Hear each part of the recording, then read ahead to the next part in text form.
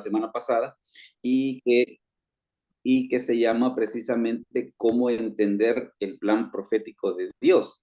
Porque fíjese que tal vez una de las cosas interesantes y que tal vez va a ser la lógica de esta situación, es de que, por ejemplo, nosotros muchas veces oímos hablar acerca de que el arrebatamiento, que la tribulación y ese tipo de cosas, pero a veces como que queda la idea de que, bueno, y el orden, y así como nosotros decimos que primero es el arrebatamiento, después la tribulación, después la batalla de Armagedón, y eso, ¿quién se supone que ha establecido ese orden, va?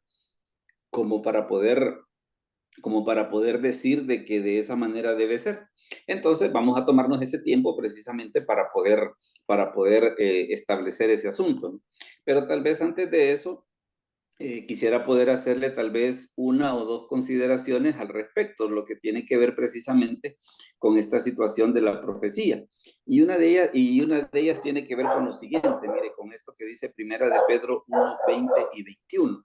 Hermano Hernán, ¿será que nos puede leer esa cita de Primera de Pedro 1, 20 y 21?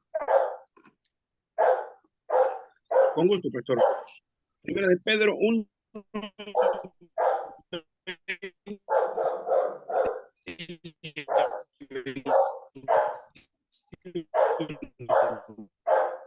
Se le oye como un poco de interferencia, hermano. Hola. Entiendo que ninguna profecía de la Escritura fue traída por voluntad humana. Sí, ahora sí. Hola. Sí, ahora sí. Ok, sí, voy a empezar otra vez. Primera de Pedro 1 del 20-21. Entendiendo primero esto, que ninguna profecía de la Escritura es de interpretación privada, porque nunca la profecía fue traída por voluntad humana, sino que los santos hombres de Dios hablaron siendo inspirados por el Espíritu Santo. Correcto. Fíjese de que esto es bien importante por una razón, porque a veces, por ejemplo, yo creo que muchos hemos escuchado acerca de que mire que las profecías de Nostradamus, que la profecía de San Malaquías y un montón de profecías que salen por ahí, ¿no? Pero una de las cosas importantes y que a veces a mí me gusta llamar la atención al respecto es el hecho de decir, bueno, mire, y usted ya cuando a veces una persona hace ese tipo de cuestionamiento, a veces una de las cosas que digo yo es, bueno, y usted ya consideró las profecías de la Biblia, porque una de las cosas que vamos a ver y que es bien importante es el hecho de que las escrituras hablan también de situaciones de profecía, pues, y a veces lo hacen con una exactitud de que le digo, asusta, ¿va? Ahora, ¿cómo es posible de que esta gente pudo saber eso? Es precisamente por lo que nos dice acá la escritura, ¿no? De que dice que los santos hombres de Dios hablaron siendo inspirados por el Espíritu Santo. Es por eso que, por ejemplo, nosotros vemos en las escrituras cómo es que Daniel se echa la profecía de todos los imperios hasta el fin del mundo. Vemos profecías, por ejemplo, como las que aparecen en Mateo capítulo 24. Y uno dice, ¿cómo es posible que ellos pueden hablar así con esa seguridad como que efectivamente eso va a suceder tan así al pie de la letra? Pues eso es precisamente lo que va a ocurrir. Ahora, ¿pero por qué razón es eso? Es precisamente porque los profetas, dice, hablaban inspirados por el Espíritu Santo. Luego, fíjese que hay otra situación que también es importante que nosotros podamos considerar y tiene que ver con esto que dice acá, mire, porque a veces cómo era que los profetas llegaron al entendimiento de qué era lo que tenían que decir. Hermano Jaime Rivas, se nos ayuda por favor con esa cita de Primera de Pedro 10 al 12. Primera de Pedro 1, 10 al 12. Palabra de Dios, pastor, dice: los profetas que profetizaron de la gracia destinada a vosotros inquirieron y diligentemente indagaron acerca de esta salvación, escudriñando qué persona y qué tiempo indicaba el Espíritu de Cristo que estaba en ellos, el cual anunciaba de antemano los sufrimientos de Cristo y las glorias que vendrían tras ellos. A estos se les reveló que no para sí mismos, sino para nosotros, administraban las cosas que ahora os son anunciadas por los que os han predicado el Evangelio, por el Espíritu Santo enviado del cielo, cosas en las cuales anhelan mirar los ángeles. Palabra de Dios. Vea de que en esta lectura se desprenden algunas cosas bien importantes. Una de ellas es el hecho de que dice que los profetas, que dice que profetizaron de la gracia destinada a vosotros. ¿Y cuál es el énfasis, por ejemplo, dice de la gracia destinada a vosotros? Porque los profetas del Antiguo Testamento tenían la inquietud, bueno, ¿y el Mesías cuándo va a venir? Entonces ellos se hacían esa pregunta. Pero una de las cosas que dice el apóstol Pedro es de que dice que ellos inquirieron y diligentemente indagaron. O sea, de que así como nosotros, por ejemplo, estudiamos las profecías en la actualidad para saber lo que tiene que ver con el arrebatamiento, la tribulación, ese tipo de cosas, ellos también estudiaban las profecías del Antiguo Testamento porque a más de alguien como que le entró la cuestión esa, bueno, ¿y el Mesías cuándo va a venir? Podremos saber la fecha. Entonces, pero ¿qué es lo que sucede? Dice después el versículo 11 que escudriñando qué persona y qué tiempo indicaba el Espíritu de Cristo que estaba en ellos. Después de que ellos hicieron esa investigación, en algunos casos, ¿qué es lo que dice la Escritura que sucedió? Permítanme un momentito. Dice de que a ellos se les reveló, dice, de que lo que ellos estaban diciendo, permítame, a ellos se les reveló que lo que ellos estaban diciendo no era para su época, sino que era para la época de nosotros. Entonces, ¿qué es lo que sucede? Se ve de que, y bueno, siempre habla acerca de la Escritura, de la obra del Espíritu Santo en este aspecto, sobre de qué manera guiaba a los profetas, ¿no? En este caso, por eso es de que menciona que dice que ellos investigaban y en algunos casos se les dijo, no, mira, fíjate que no va a ser en tu época, sino que va a ser para después. Ahora fíjese que hay otra situación que es bien importante que nosotros podamos considerar respecto de la profecía. Mire, por ejemplo, lo que le sucedió al profeta Daniel cuando él recibió la revelación del libro de Daniel. Quiero ver, déjeme ver. Hermana María Lidia, ¿será que nos lee esa cita de Daniel 8:27, por favor? Dice que donde está no puede leer porque está conectada en el teléfono. Si gusta, se la leo yo, pastor. Si me hace el favor, entonces. Y yo, Daniel, quedé quebrantado y estuve enfermo algunos días. Y cuando convalecí, entendí los negocios del rey, pero estaba espantado a causa de la visión y no la entendí. Imagínese usted el efecto que produjo en Daniel cuando él vio la profecía esa del capítulo 8, que dice que quedó quebrantado y enfermo algunos días. ¿Por qué razón? Por el impacto que produjo en él la visión que se le acababa de mostrar. Eso precisamente ocurre, por ejemplo, en el caso del libro de Apocalipsis, ¿no? De que en el caso del libro de Apocalipsis se da la situación de que hay quienes hacen el análisis, por decirle algo, hacen el análisis del griego de la carta de Apocalipsis. Y el griego de la carta de Apocalipsis comparado con el resto del griego del Nuevo Testamento es un poco como de menor calidad, por decirlo de una manera, pero en parte se explica precisamente por el impacto que produjo en Juan, en ese caso, el recibir una revelación semejante. Mire, por ejemplo, lo que ocurre en este caso, en Daniel 9 del 1 al 3. Ahí en Daniel 9 del 1 al 3, mire una de las cosas que dice. En el primer año de Darío, hijo de Asuero, de la nación de los Medos, que vino a ser rey sobre el reino de los caldeos, en el año primero de su reinado, yo, Daniel, miré atentamente en los libros el número de los años de que habló Jehová al profeta Jeremías, que habían de cumplirse las desolaciones de Jerusalén en 70 años. Y volví mi rostro a Dios, el Señor, buscándole en oración y ruego, en ayuno, silicio y ceniza. Es precisamente lo que nosotros leíamos en la carta de Pedro, nos dice que los profetas indagaron. ¿Por qué razón? Porque en este caso, Daniel estaba con aquella situación, bueno, ¿cuánto tiempo va a durar el cautiverio? Él encontró pues en el libro de Jeremías, que en el libro de Jeremías decía que el cautiverio iba a durar 70 años.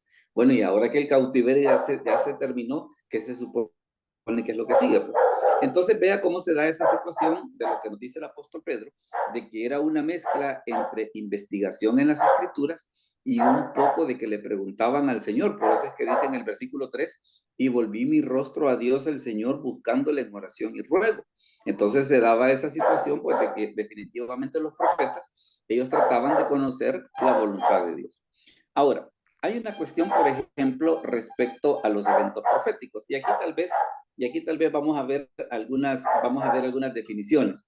Si algunas de estas ustedes primera vez que las escucha o no le queda muy claro, yo se las explico con mucho gusto. Pero mire, por ejemplo, una de las primeras consideraciones hablando acerca del milenio, porque vaya, usted dice, por ejemplo, mire, y el milenio está explicado en las escrituras. Claro que sí, claro que sí. Pero curiosamente, una de las cosas que se da es que hay diferentes puntos de vista respecto del milenio. Y uno de ellos es este, mire, ve, el amilenarismo. Y el amilenarismo, ¿qué cree? Dice un amilenarista, dice, ve los 1000 años como espirituales y no literales, en contraposición a una interpretación física de la historia. Entonces, ¿qué pasa? Si usted, por ejemplo, porque cualquiera podría decir, mire, y todo el mundo entiende la profecía como nosotros la entendemos. No, no. ¿Por qué razón? Porque están estas personas, los amilenaristas, de que para ellos ese pasaje de Apocalipsis 20, del 1 al 6, donde se habla acerca del reinado de Cristo por 1000 años, para ellos eso no es verdad, pues. Y entonces, ¿y ellos cómo lo explican? No dicen, es que eso es espiritual. Eso es espiritual, se refiere, los 1000 años quiere decir de que después de la muerte de Cristo, pues ahora vivimos bajo el gobierno de Dios. Entonces, ¿pero qué es lo que pasa? No lo ven así como está en Apocalipsis 20, de que sea el reinado literal de Dios sobre la tierra. Solamente para que se haga una idea, pues, de que aunque nosotros tenemos, digámosle así, una manera de cómo entender la profecía, pero no es la única. Hay quienes la entienden de otro modo, pues. En el caso de los amilenaristas, ellos tienen ese punto de vista. Y fíjense que, mire, qué curioso. El amilenarismo dice, considera la primera venida de Cristo como la inauguración del reino y su regreso como la consumación del reino. La mención de Juan de 1000 años se refiere, según ellos, así a todas las cosas que sucederían en la era de la iglesia. Entonces, ¿qué es lo que sucede? No va a ser extraño, por ejemplo, que nosotros escuchemos a Mate a alguien expresar precisamente este mismo punto de vista. ¿En qué sentido? De que le va a decir, no, es que el milenio no existe, ¿verdad? ¿Pero por qué razón? Porque existe ese punto de vista. Luego, fíjese que está el postmilenialismo y esta gente que cree. El postmilenialismo es una interpretación del capítulo 20 del libro de Apocalipsis que ve la segunda venida de Cristo como que si ocurriera después del milenio. O sea que primero va a ocurrir ese periodo de 1000 años y según ellos hasta después va a venir Cristo. O sea que esta es una idea un poco rarosa y curiosamente hay gente que la cree. Y está la posición que nosotros sostenemos que es el premilenarismo. Y el premilenarismo que se supone que enseña que la segunda venida de Cristo, y fíjese bien que estoy hablando de la segunda venida de Cristo, no del arrebatamiento, que la segunda venida de Cristo va a ocurrir después de la tribulación y servirá para inaugurar el milenio. Esto es hablando acerca de los puntos de vista acerca del milenio. Recuerde que si en todo esto que estoy diciendo hay alguna duda pues, o alguna cosa que usted quisiera que se la ampliase un poco mejor, siéntase, hermano Jaime Rivas, digan. Pastor, con respecto al amilenarismo. Amilenarismo, sí. Pareciera que ya la cuenta, ya, eso, digo, los 1000 años después de la primera venida ya pasaron. Según ellos, sí. Y que conste de que... Perdón, asumiendo que esa sea la cierta, ya falló porque los 1000 años después de la primera venida de nuestro Señor ya pasaron, ya vamos el doble. No, y es que, sabe, hay una situación que, por ejemplo, a veces en todos estos puntos de vista, perdón, en todos estos puntos de vista es lo que entra en juego, es el hecho de decir de que la interpretación de la Biblia no es literal. Entonces ellos dicen, la zafada de ellos, vaya, por ejemplo, en eso que usted dice, son 1000 años, ya llevamos 2000. Entonces, ¿qué dicen ellos? No, es que ese número es simbólico. Entonces, en eso de ese número simbólico, yo puedo meter lo que se me ocurra, ¿va? Y puedo estirar el número o encoger el número hasta donde se me ocurra. Entonces, es por eso de que a ellos no les preocupa que hayan pasado 2000 años, pueden pasar 3, 4, 5, porque para ellos, ¿qué es lo que pasa? Aún el número, según el punto de vista de ellos, aún el número no es literal, ¿verdad? Entonces, ¿pero qué es lo que sucede? Fíjese de que lo curioso del caso es de que a veces este tipo de creencias se basan en un supuesto bien curioso y es el negar que la Biblia deba leerse e interpretarse literalmente. Entonces, claro, como ellos tienen ese punto de vista que la Biblia no se interpreta literalmente, entonces es ahí donde vienen y se dan ese tipo de fenómenos así, de por qué razón tienen este tipo de puntos de vista, pues el hecho de poder decir, no, mire, el milenio no existe o no es literal, ¿verdad? Entonces vemos de que existen esos tres puntos de vista, si lo vemos desde el punto de vista del milenio. Ahora, ¿qué pasa, por ejemplo, si lo vemos desde el punto de vista del arrebatamiento? Fíjese que desde el punto de vista del arrebatamiento también hay otros tres puntos de vista. Y mire cuáles son. Uno se llama el post-tribulacionismo. Y mire lo que enseña esta teoría. Según esta teoría sostiene que la iglesia continuará en la tierra hasta la segunda venida al fin del presente siglo, tiempo en el cual la iglesia será trasladada en las nubes para encontrarse con el Señor, que ha de venir con él en el aire en su descenso del cielo a la tierra, para regresar inmediatamente con él. O sea, de que según el postribulacionismo, que es una de las cosas que dice, mire, la iglesia va a pasar por los 7 años de tribulación. Entonces, ¿qué es lo que pasa? Tal vez yo lo que quiero enfatizar es de que aunque nosotros tenemos una posición clara, pero no es la única. Y lo que nosotros vamos a ver ahorita, no solamente vamos a ver nuestra posición, sino que también por qué esa posición es correcta. O sea, en qué nos basamos para decirlo. Pero para efecto de, digámosle así, de que nosotros entendamos de que hay otras personas que tienen otros conceptos, por eso es importante que nosotros conozcamos esos puntos de vista. Ya ve que respecto del milenio hay 3 puntos de vista. Respecto de la tribulación hay otros 3. Entonces el post-tribulacionismo dice, mire, la iglesia va a pasar por los 7 años de tribulación, después Cristo va a venir, va a arrebatar a la iglesia solamente para que nos encontremos con él y vamos a bajar con él. Eso dice el post-tribulacionismo.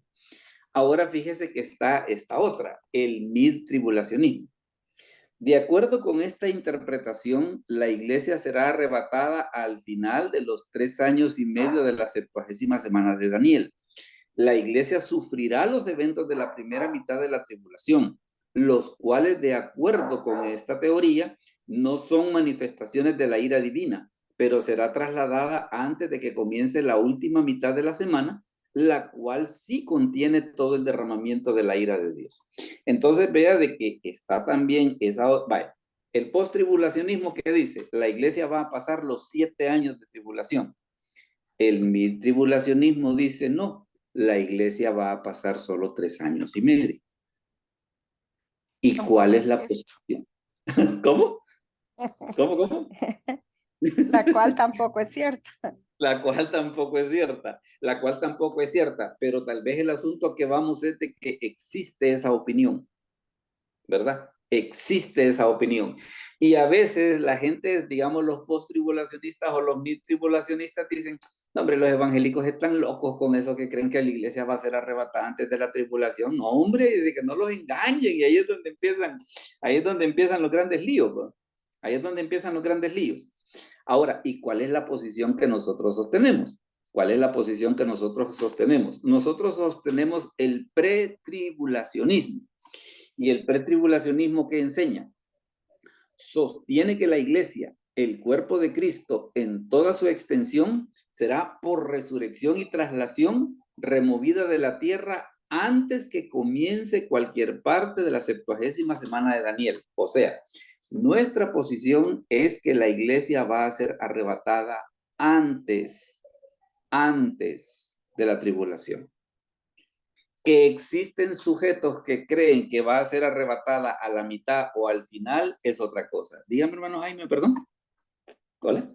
Pastor, también no hay que perder de vista que Dios utiliza, digamos, nos prepara a través, digamos, de la historia y de sus hechos como para prever cómo van a ser los hechos futuros. Por decir algo, al tomar como referencia el tema de Noé, cuando fue el diluvio, eso es casi un avant preview, por decirlo así, un spoiler de lo que iba a pasar en el futuro, porque él rescata libera, digamos, de la gran tribulación, que en este caso podría estar ilustrada por el diluvio, a su iglesia, pues, la Sí, rescata, la saca, la prepara y la protege a toda costa, pues. me gusta eso, me gusta. No lo había concebido de esa manera, pero me gusta, de veras, está muy interesante.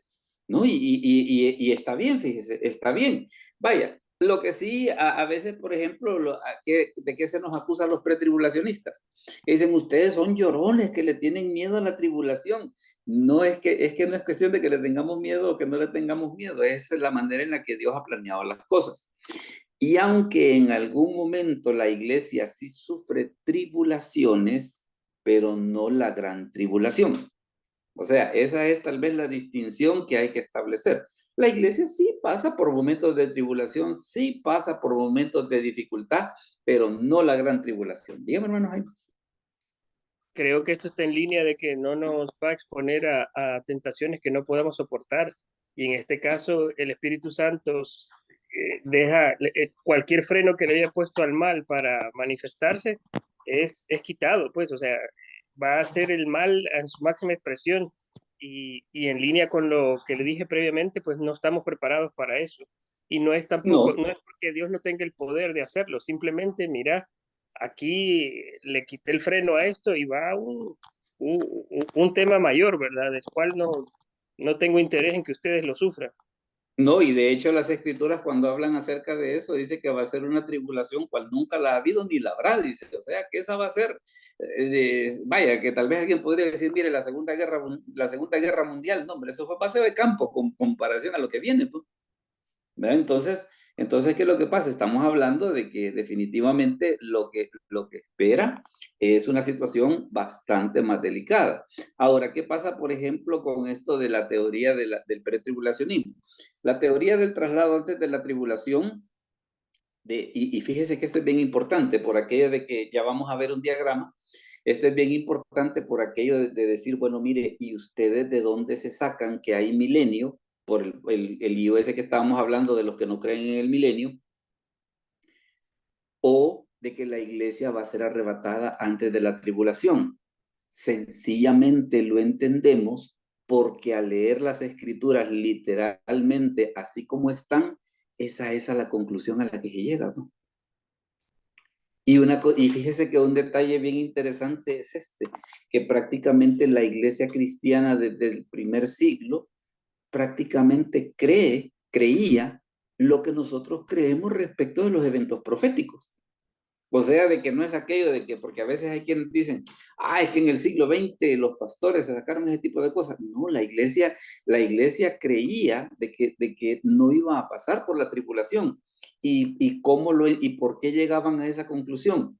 Porque una lectura literal de las escrituras les llevaba a esa conclusión, ¿verdad? Entonces no es aquello de que, mire, es invento, es invento del siglo XX, de los teólogos del siglo XX. ¿No? Desde el primer siglo, precisamente, la iglesia cristiana ha creído en la existencia del milenio y ha creído que la iglesia va a ser arrebatada antes de la tribulación. Prácticamente desde el siglo I, la iglesia ha mantenido ese tipo de situación. Mire, por ejemplo, lo que dice este pasaje. Hermana Brenda, si nos lee, por favor, Apocalipsis 3:10. Apocalipsis 3:10. Hermana María Julia dice que hay personas en sala de espera. Apocalipsis 3:10, hermana Brenda. Ok.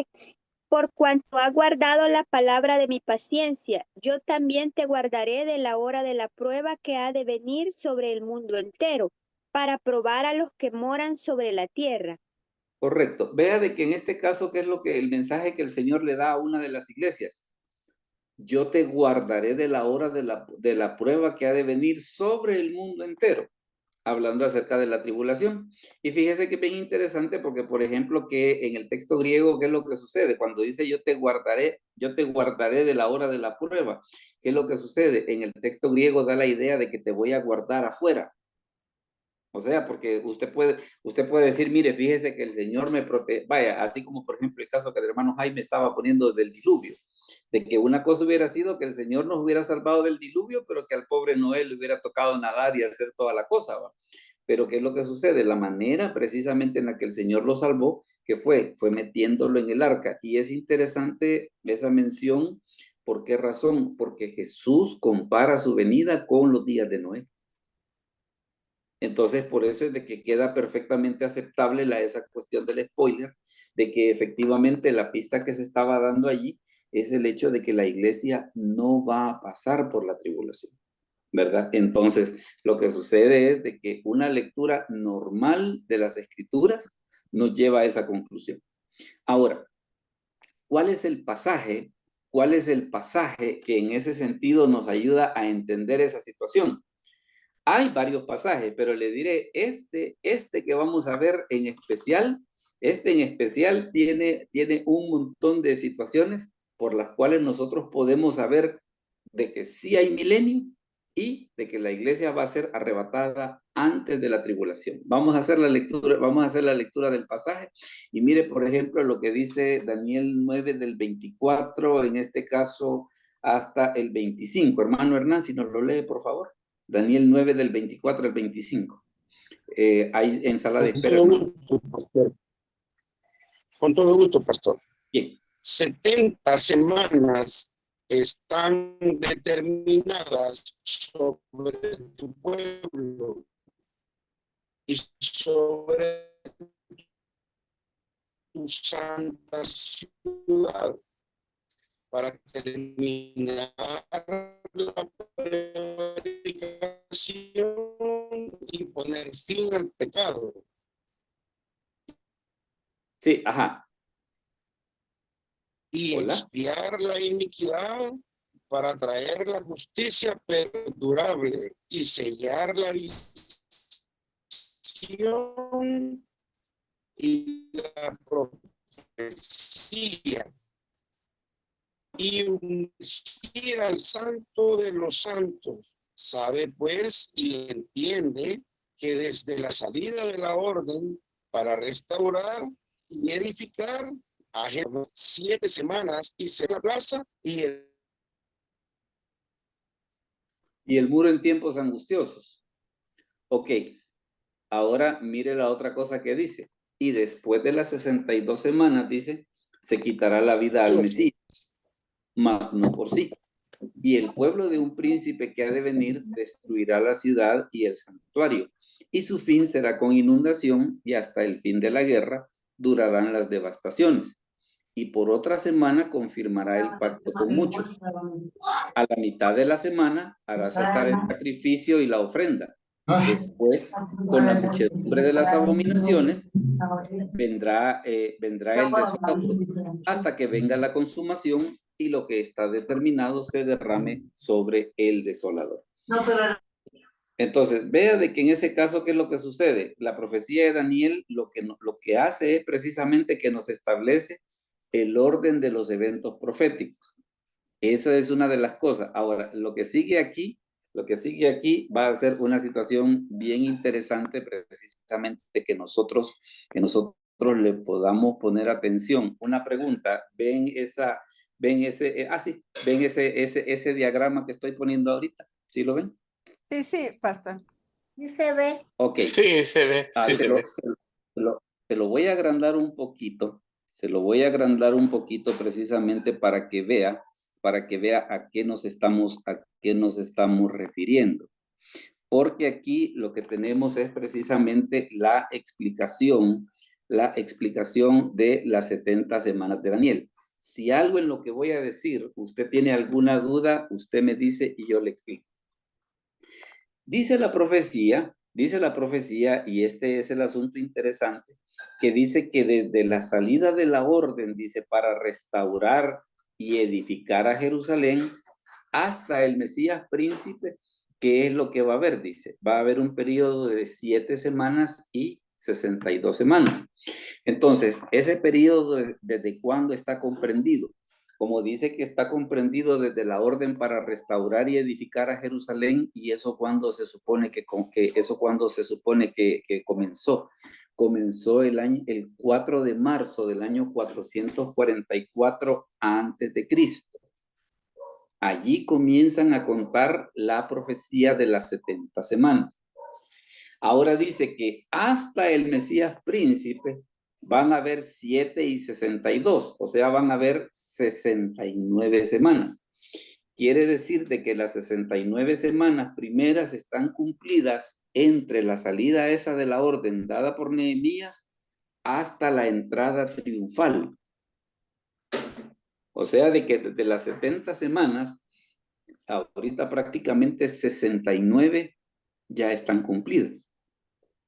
Ahora, yo le hacía una pregunta precisamente a algunas personas que, por ejemplo, que les gusta mucho hablar acerca del judaísmo.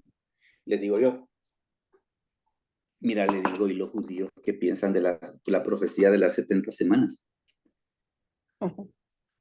Porque si ellos entendieran la profecía de las 70 semanas, entonces podrían descubrir que Cristo ya vino. ¿Cómo la ve? ¿Me doy a entender en esto? Entonces, ¿qué es lo que pasa? Le digo yo, vaya, mira, le digo, si ellos están esperando al Mesías, y me dice, no, me dice, es que lo que pasa es que los judíos ven que las 70 semanas ya están cumplidas. Claro, fíjese que en la lectura que hemos hecho del pasaje, sin alterar nada, ¿qué es lo que sucede? Dice, desde la salida de la orden para restaurar y edificar a Jerusalén hasta el Mesías príncipe, habrá 7 semanas y 62 semanas. O sea, hay 69 semanas. Entonces, ¿qué es lo que pasa? Ese periodo está comprendido entre la orden que dio Artajerjes a Nehemías para ir a reconstruir Jerusalén hasta el día de la entrada triunfal. Quiere decir entonces de que a través de esta profecía los judíos pues, sí podrían darse cuenta que Jesús ya vino. Ahora, ¿qué dice la profecía? Que después de las 62 semanas, dice, o sea, de que haya pasado todo ese periodo, se quitará la vida al Mesías, porque la profecía termina con la entrada triunfal y que tenemos la crucifixión de Cristo el siguiente viernes. Entonces, ahí vemos cómo esa parte de la profecía de Daniel se ha cumplido. Ahora, ¿qué es lo que sucede? Después, una de las cosas que Daniel profetizó, que fue la destrucción de Jerusalén en el año 70 de la era cristiana. Claro, usted dice, ¿cómo fue que Daniel pudo saber todo ese tipo de cosas? El apóstol Pedro lo dice, que ellos hablaban siendo inspirados por el Espíritu Santo. Y después dice la profecía de Daniel, y por otra semana, que es esa que está marcada en rojo, esa que está marcada en rojo, que es esa semana 70. Como una semana tiene 7 días, entonces, ¿qué es lo que sucede? La semana 70 son los 7 años de tribulación, ¿verdad? Entonces, ¿qué es lo que sucede? Se da esa situación de que pasan los 7 años de tribulación y al finalizar la tribulación, ¿qué es? Es la segunda venida de Cristo para implantar su reino. ¿Y el arrebatamiento en qué momento es? El arrebatamiento es antes de iniciar la tribulación. Entonces, ¿cuál es uno de los pasajes que nos ayuda a establecer esa situación de que la iglesia no pasa por la tribulación y de que sí hay milenio? Uno de los pasajes es precisamente la profecía de las 70 semanas de Daniel. Dígame, hermano Hernán. Pastor, no sé si será que todos tenemos interferencia, porque fíjese que yo casi no escucho, como que se le corta la señal, me saca y me entra a la reunión y estoy así. No sé si seré yo el que tal vez no tengo mucho internet. Los demás, ¿cómo están? Porque lo que sí ha ocurrido es de que cuando usted lee se le oye así como que se corta, pero los demás oyen bien. Acá se escucha bien. Se escucha bien, Sí, pastor. Yo creo que tiene bien. un poquito débil, pero por momentos el hermano Hernán. Porque cuando lee, Sí, a veces se le escucha bien y por rato se le escucha cortado. Tiene como pues, lógica, entonces, igual que las 70 semanas, que es... Bueno, Escucha bien, pastor. bueno, entonces estamos. entonces Bueno, ahí ahí sería vamos a de estar tal entonces vez para no interrumpir más. Bueno, bendiciones. pero de todos modos, si algo quiere preguntar así dentro de lo que estamos y se puede hacer, pues vamos a ver de poder hacerlo. Pero en el caso, pero vaya, ahorita que hemos dado esa explicación, entonces se entiende por qué razón estamos hablando de decir, mire, 69 semanas ya están cumplidas. ¿Cumplidas desde cuándo? Desde cuando Artajerjes le dijo a Nehemías, anda a hacer los muros de Jerusalén en el capítulo 2 del libro de Nehemías, hasta la entrada triunfal. Hasta la entrada triunfal. Dice la escritura, después de las 62 semanas que ocurre, dice, se le quita la vida al Mesías, mas no por sí. Y después viene y dice Daniel, y por otra semana, que es la semana 70 de Daniel, y este es bien interesante, mire, porque la tribulación, por ejemplo, en los libros de teología tiene dos maneras de llamarse. Una se le llama la gran tribulación y la otra se le llama la semana 70 de Daniel. O sea que cuando usted ve en los libros de teología que se habla acerca de la semana 70 de Daniel, de lo que están hablando es acerca de la gran tribulación. Entonces, esa semana 70 es la que ahorita todavía no se ha cumplido. Todavía no se ha cumplido. Pero detalle importante, y tal vez esta es la parte en la que quiero enfatizar. Si la parte más larga de la profecía se ha cumplido, lo más seguro es que lo que queda se va a cumplir también. Se lo voy a repetir. Si la parte más larga de la profecía se ha cumplido, lo más seguro es que lo que queda se va a cumplir. Algo que quisiera que le pudiese ampliar un poquito mejor o que no me he dado a entender. Veamos. ¿Alguien tiene alguna inquietud o alguna pregunta respecto a esto que acabo de explicar? Ahí usted puede ver, por ejemplo, de qué es lo que sucede. La gran tribulación comienza ¿con qué? Comienza con el arrebatamiento de la iglesia. La iglesia es arrebatada precisamente para en el cielo pasar por dos eventos, que es el tribunal de Cristo y la boda del Cordero. Eso ocurre en el cielo, mientras sobre la tierra, ¿qué es lo que sucede? Se está dando precisamente los eventos relacionados con la gran tribulación, la aparición del anticristo y prácticamente qué va a pasar en la tribulación desde los capítulos 6 hasta el 19 del libro de Apocalipsis. Eso es lo que va a pasar ahí, del capítulo 6 al capítulo 19 del libro de Apocalipsis, es lo que se va a cumplir en el periodo de la gran tribulación o las 70 semanas de Daniel. ¿Con qué termina la tribulación? Termina con la segunda venida de Cristo que aparece en Apocalipsis capítulo 19. ¿Para qué? Para después implantar su reino, que es lo que aparece en Apocalipsis capítulo 20, los versículos del 1 al 6. ¿Alguna inquietud sobre esto o alguna duda sobre esto? O ustedes andan tan inspirados que me la han captado así a la primera. Veamos, ¿todos estamos bien hasta aquí? Hola. A ver, hermano Jaime Rivas. Pastor, una consulta. Dígame. ¿Los judíos solo creen o solo consultan la Torá o se extiende toda su referencia teológica sobre el Antiguo Testamento en su totalidad? Fíjese de que, y eso yo le preguntaba, porque vaya, nosotros ahí en el Colegio de Teología tenemos dos profesores de que ellos les gusta, digámosle así, les gusta conocer mucho esa parte. Entonces yo les preguntaba a ellos, les hacía exactamente esa misma pregunta. Y la cuestión que ellos efectivamente, como que su, digámosle así, su punto fuerte es la Torá, o sea, de Génesis a Deuteronomio. O sea, ese es su punto fuerte. Y les digo yo, ¿y qué piensan ellos de las 70 semanas de Daniel? Que eso ya está cumplido. Pero lo que a mí me llamó la atención de esa respuesta, es de que si eso ya está cumplido, entonces Cristo ya vino, ¿verdad?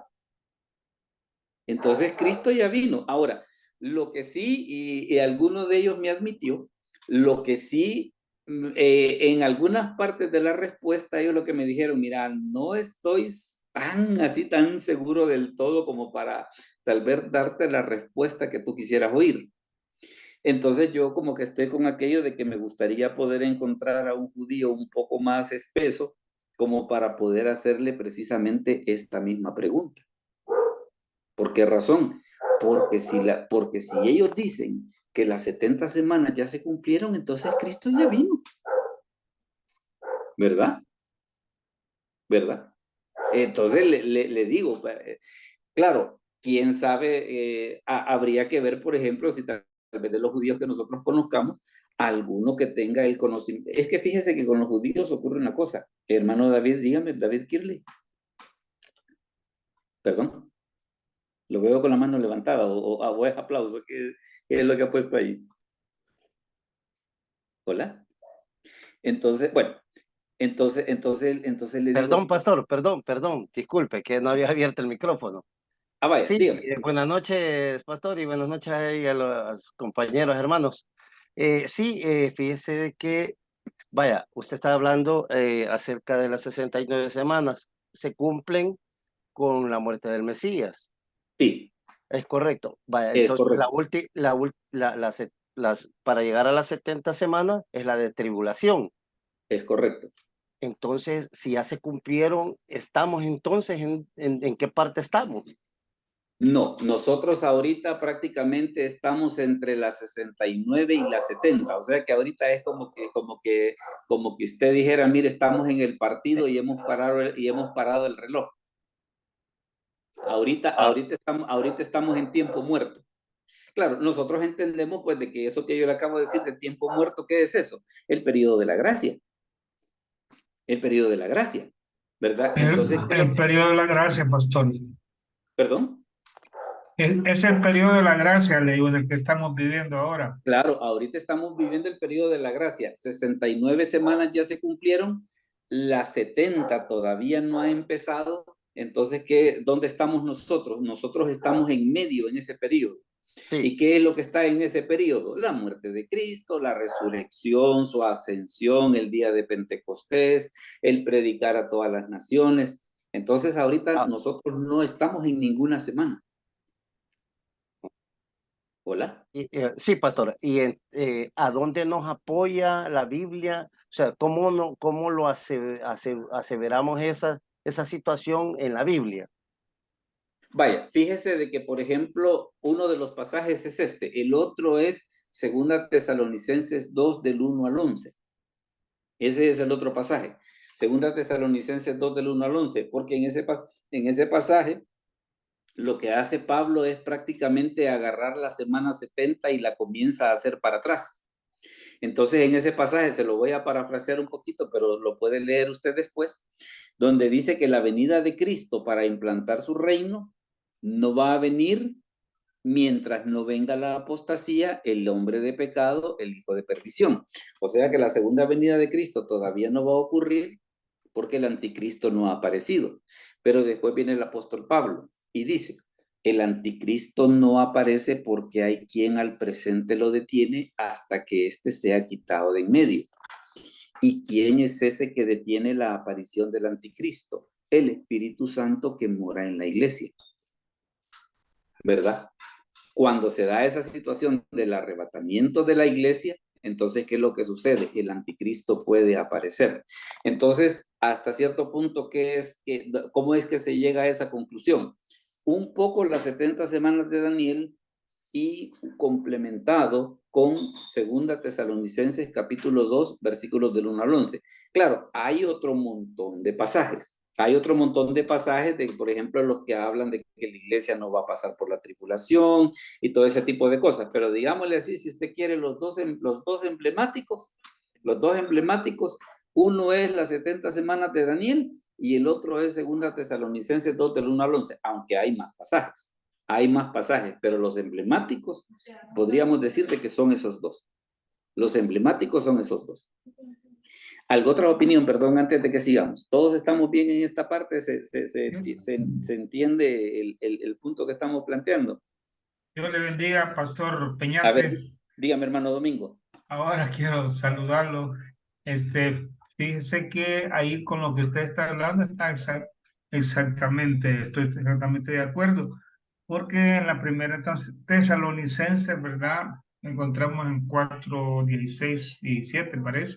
Lo que es la parte del arrebatamiento. El arrebatamiento, así es cuando nosotros, de acuerdo a la doctrina baptista, la que nosotros pues defendemos, es que vamos al arrebatamiento y nosotros precisamente, como usted ya lo decía, ya no estaríamos en la semana 70, sino que estaríamos ya con Cristo, ¿verdad? Así es, pero nosotros en este momento no estamos en ninguna semana. En este momento No, no en este momento estamos en el periodo de la gracia, ¿verdad? Porque estamos, Así es. como sigue usted, estamos en un receso para mientras comienza Me gusta más esa idea. Yo dije tiempo muerto, pero me parece más ese concepto de un receso. Me parece muy interesante. Está Ok, bien. gusto saludarlo, pastor. No, hombre, ahí estamos a la orden.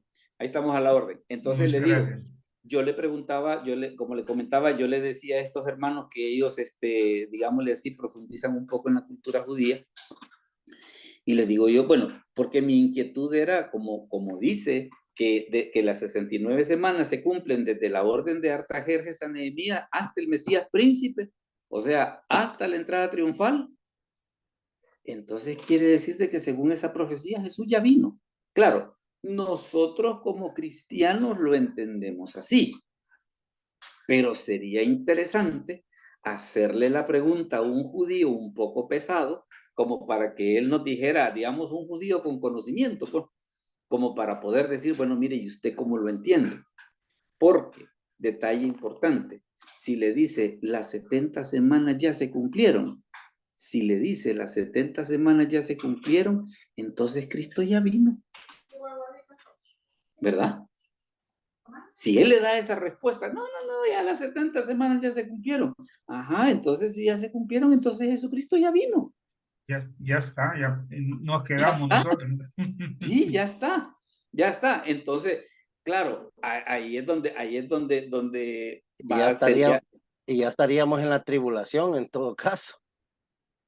Ajá, podría ser, esa podría ser la otra cosa. Pero vaya, tal vez ese concepto de la tribulación, pues nosotros con el Nuevo Testamento, digamos que lo tenemos un poquito más clarito, pero tal vez tal vez a la parte a la que yo digamos, le decía, a la que yo tal vez sería el punto que yo le preguntaría a él. El asunto ese de que como si supuestamente si ellos están esperando al Mesías porque el Mesías no ha venido, pero por otro lado me está diciendo de que las 70 semanas de Daniel ya se cumplieron, entonces Jesucristo ya vino. Y si Jesucristo ya vino, entonces son ellos los que se están cerrando a no creerlo. Ahora, ¿sabe qué es lo que sucede? ¿A qué me refiero cuando le digo de que sería interesante preguntarle a un judío un poco pesado? Porque, por ejemplo, ellos tienen muchos comentarios de prácticamente de todo el Antiguo Testamento y de un montón de cosas. Pero estamos hablando que todos esos comentarios, o sea, no es aquello de que mire, que deme ese comentario, si son más de 600 volúmenes. Y son libros que no son baratos, pues. Entonces, claro, es bien difícil que un solo judío, por muy experto que sea, los va a tener todos, pues. Seguramente él va a tener una buena cantidad, va a tener un buen conocimiento, pero todos, va a ser bien difícil que los tenga, pues. Pero digamos, sería interesante hacerle este planteamiento a un judío que tenga ese nivel de conocimiento, ¿verdad? Porque le digo, vaya, y le voy a comentar una cosa. Sobre eso sobre los que dicen que las 70 semanas ya se cumplieron y que nosotros estaríamos en la tribulación, le comento. Los adventistas y los testigos de Jehová creen que la semana 70 ya se cumplió. Porque ellos, y fíjese, ellos entienden que Jesús muere a la mitad de la semana 70. Así lo entienden ellos, porque ellos corren las fechas.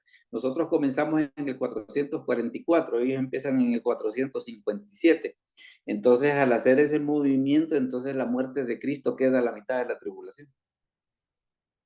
Claro, al hacer una lectura, así como nosotros hemos hecho del libro de Daniel, definitivamente decir de que Jesucristo va a morir a la mitad de la tribulación, perdóname, pero eso no queda, pues. Eso no queda.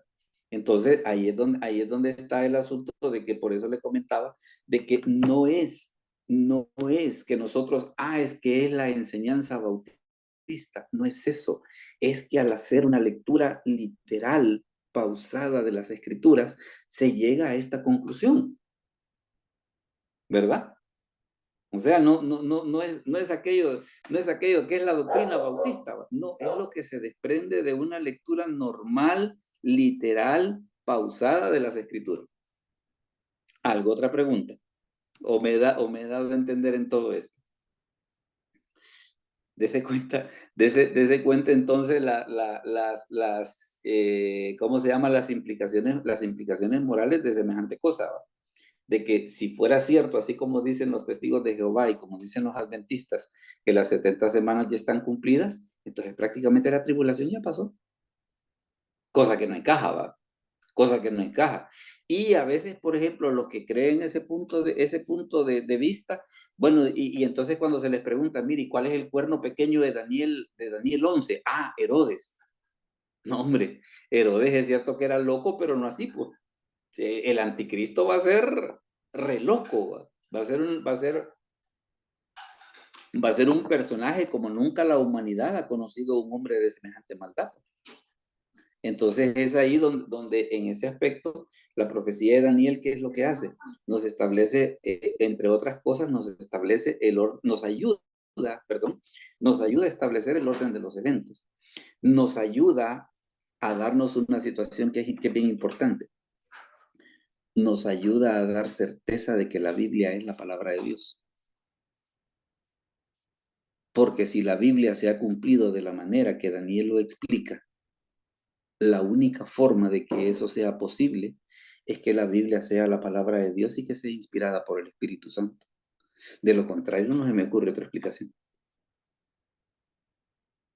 Eso es, digámosle así, la parte interesante de poder entender este asunto. Porque si la profecía se ha cumplido así como Daniel lo dice, entonces la Biblia es la palabra de Dios. Y la única manera en la que Daniel lo pudo saber, ¿cómo fue? A través de la inspiración del Espíritu Santo, pues. De lo contrario, no hay manera de saberlo. Antes de quitar el diagrama, no sé si hay alguna pregunta del diagrama, sino para pasar a la parte de las conclusiones y del tema que vamos a tener para la próxima semana.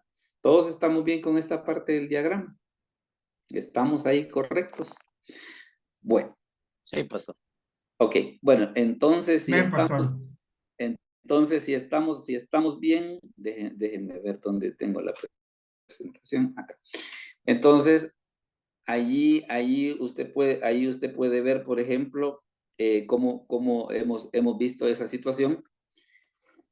Ya hemos estado comentando algunas preguntas, algunas observaciones, pero no sé si alguien tendrá alguna última pregunta o algún último comentario que quiera hacer antes de explicarles cuál va a ser el tema para la próxima semana.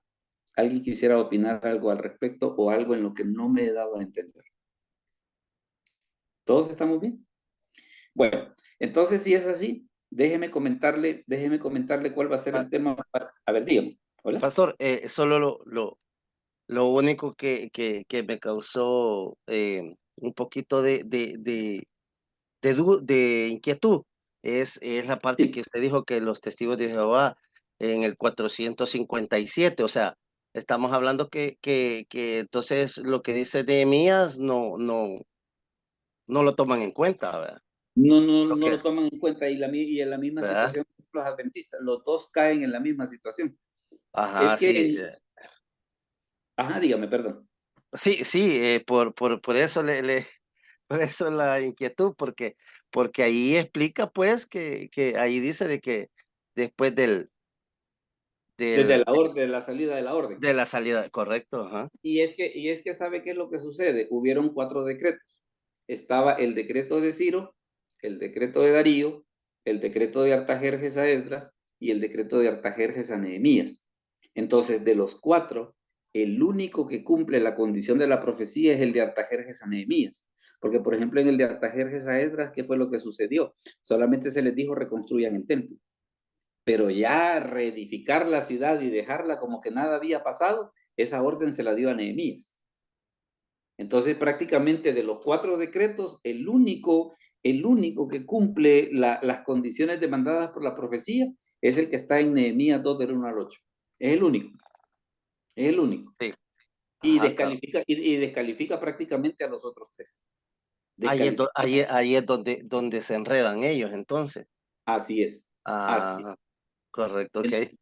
Gracias, Entonces, pastor, gracias. no, hombre, ahí estamos a la orden. Como le digo, parte precisamente de tocar este tipo de temáticas es porque, le digo, recuerde que la gente que está invitada a esta reunión es precisamente gente que quiere aprender un poco más, es gente que está en una posición de liderazgo, es gente que quiere crecer un poquito más allá de la mera predicación, y no porque la predicación no sirva, porque yo me edifico mucho a través de las predicaciones, pero también entiendo de que ya el siervo de Dios, cuando ya está en un trabajo activo, necesita comer carne más gruesa, ¿va?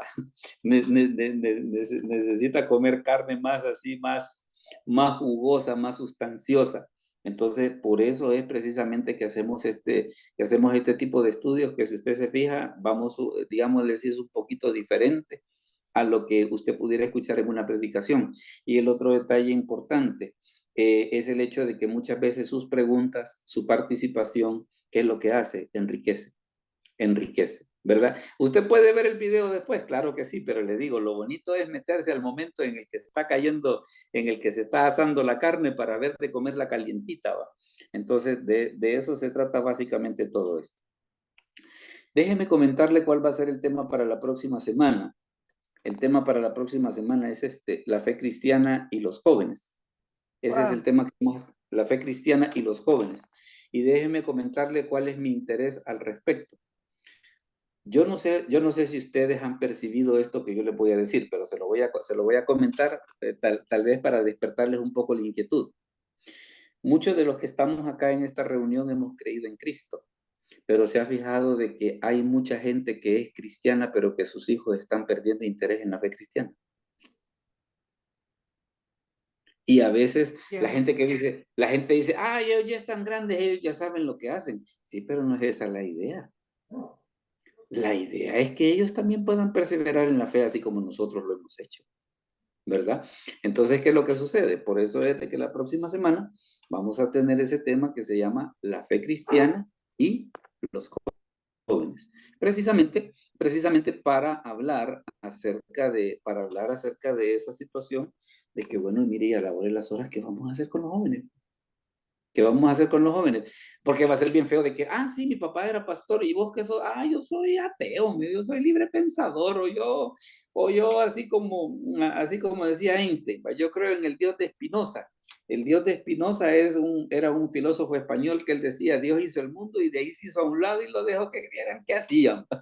Entonces no es así la cosa, ¿no? No es así la cosa. Entonces, la próxima semana vamos a tener ese tema, la fe cristiana y los jóvenes.